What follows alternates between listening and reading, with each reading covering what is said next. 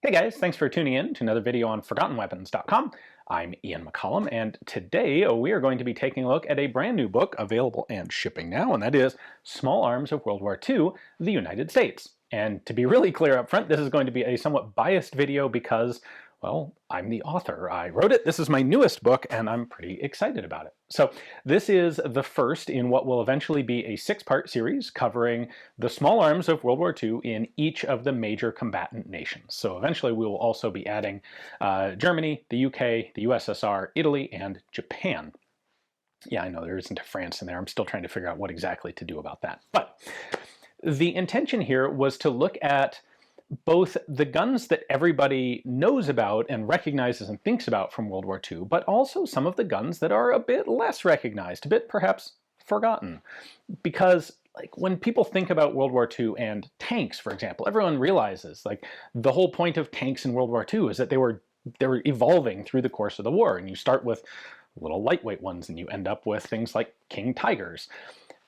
And the same applies for aircraft, but I think a lot of people don't really think about that in terms of small arms. There's much more of a feeling of this monolithic block of, it's World War II, the US used the 1911 and the M1 Garand. When in reality, there was actually quite a bit of iteration and development of small arms throughout the course of the war. And we wanted to focus on covering that evolution, that development.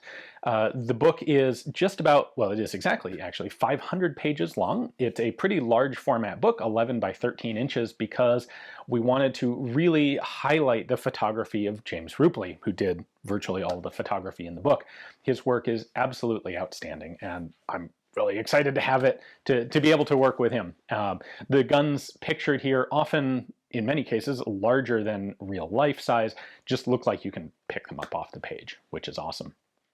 So this is primarily intended to be sort of a hybrid between a coffee table book and a reference book. It definitely doesn't have the full context or detail of something that a collector's reference would have. It is not completely comprehensive. There are 53 different guns contained in here, and some of them are pretty rare, pretty obscure guns. There's some not quite one-off, but pretty darn close to one-off, like one of 2 or 3 ever made kind of things. And then there's also, of course, examples of standard rifles like the M1 Garand and the M1 Carbine, where they're one of millions made. The text that I wrote to accompany each section, this is, by the way, divided into sections based on type of firearms, so pistols, submachine guns, rifles, machine guns, other.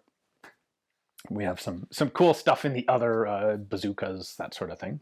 At any rate, the text that I wrote to accompany each of these, I tried to cover the most interesting elements of the guns. I want to cover where they came from, how they were brought into military service, how they were actually used in military service. Were they successful? Were they unsuccessful? Were there things that soldiers typically did with them that were non-standard? For example, with the BARs, stripping off a lot of the excess add-on parts of the 1918 A2 later pattern BARs.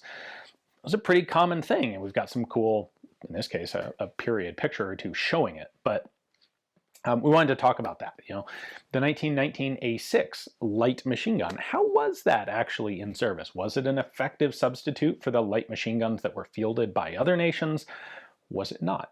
The genesis for this book really was my trip to Guadalcanal about a year ago, where I had this awesome opportunity to see a bunch of the battlefields, walk the battlefield, see what the jungle conditions were really like there during the fighting. And standing on a battlefield like Bloody Ridge with shell casings still all over the ground, and realizing everyone thinks about the American armed forces having M1 Garands and Thompson submachine guns, and when the Marines landed on Guadalcanal, that's not what they came ashore with. They came ashore with primarily bolt-action Springfield 1903s and Rising submachine guns. And I think a lot of people forget about some of those other early war, and in some cases late war, small arms development. They see this as a monolithic block, and I thought it'd be really cool to do a series of books that really covers more of the interesting stories and the development and the evolution of small arms throughout World War II. So this is in stock in our warehouse now, shipping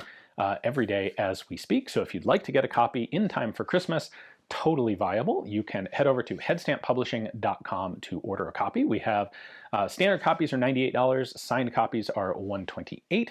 We do also have a small number still available for shipping in Europe. If you're in Europe and would like to order a copy without having to pay huge customs fees into the EU and significant shipping, I'll have the link to that down in the description text, as well as the link for our American purchasers.